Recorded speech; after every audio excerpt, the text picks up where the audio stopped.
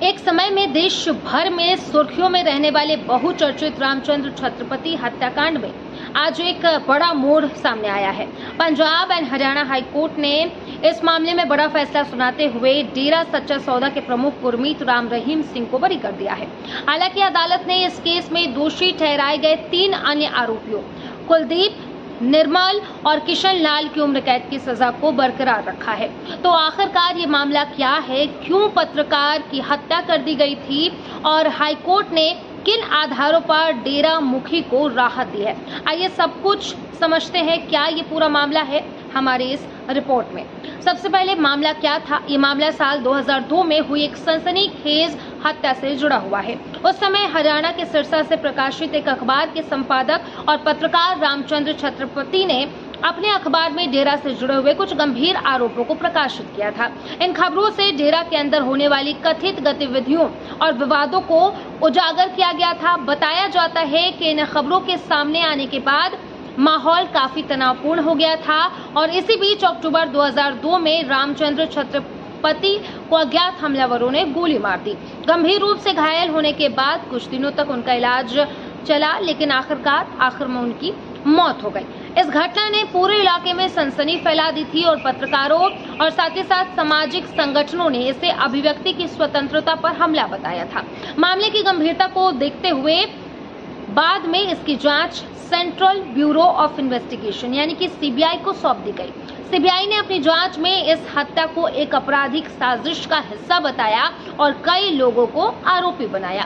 जांच के बाद मामला सीबीआई की विशेष अदालत में चला, जहां लंबी सुनवाई के बाद अदालत ने डेरा प्रमुख गुरमीत राम रहीम सिंह सहित अन्य आरोपियों को दोषी ठहराया था। विशेष अदालत ने सभी आरोपियों को उम्र कैद की सजा सुनाई। इस फैसले के खिलाफ सभी दोषियों ने पंजाब एवं हरियाणा हाईकोर्ट में अपील दायर की। हाईकोर्ट में क्या कुछ हुआ वो भी हम आपको बता देते हैं। हाईकोर्ट में इस मामले की लंबी सुनवाई चली।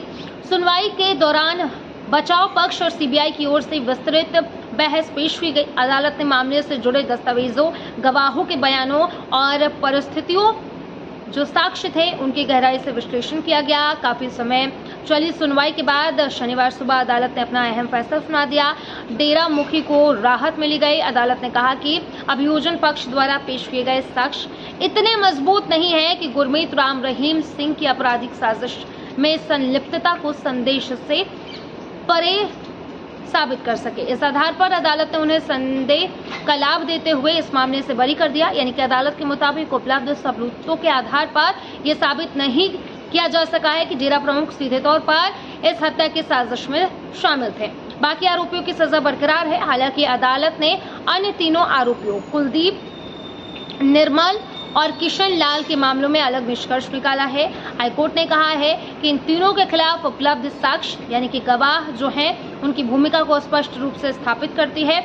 इसी वजह से अदालत ने इनकी दोष सिद्धि को बरकरार रखते उम्र कैद की सजा में कोई बदलाव नहीं किया है। क्यों महत्वपूर्ण है ये फैसला वो भी जरा हम आपको बता देते हैं। ये मामला लगभग 2 दशकों से ज्यादा समय से चर्चा में रहा। एक तरफ ये मामला पत्रकारिता और अभिव्यक्ति की स्वतंत्रता से जुड़ा हुआ था, तो वहीं दूसरी तरफ इसमें एक बड़े धार्मिक संगठन के प्रमुख का नाम भी शामिल था। इसी वजह से ये केस हमेशा सार्वजनिक और कानूनी बहस को केंद्र बना रहता है। हाईकोर्ट का ये फैसला इस लंबे कानूनी संघर्ष में एक नया अध्याय जोड़ता है। आगे क्या हो सकता है, कानूनी जानकारों का मानना है कि इस केस के बाद अब मामला सुप्रीम कोर्ट तक भी जा सकता है, क्योंकि सीबीआई या फिर पीड़ित पक्ष चाहे तो फैसले को सुप्रीम कोर्ट ऑफ इंडिया में चुनौती दे सकता है। ऐसे में आने वाले समय में इस केस में और कानूनी घटनाक्रम को देखने को मिल सकता है। तो कुल मिलाकर करीब 2 दशक पुराने रामचंद्र छत्रपति हत्याकांड में पंजाब एवं हरियाणा हाईकोर्ट ने बड़ा फैसला सुनाते हुए डेरा प्रमुख गुरमीत राम रहीम सिंह को बरी कर दिया है, जबकि अन्य 3 आरोपियों की उम्र कैद की सजा को बरकरार रखा गया है। और अब इस फैसले के बाद आगे कानूनी कदम उठाए जाएंगे, इस पर सबकी नजरें टिकी हुई है। फिलहाल इस पूरे मामले को लेकर के आपको क्या कुछ लगता है, हमें कमेंट करके अपनी राय जरूर बताइएगा।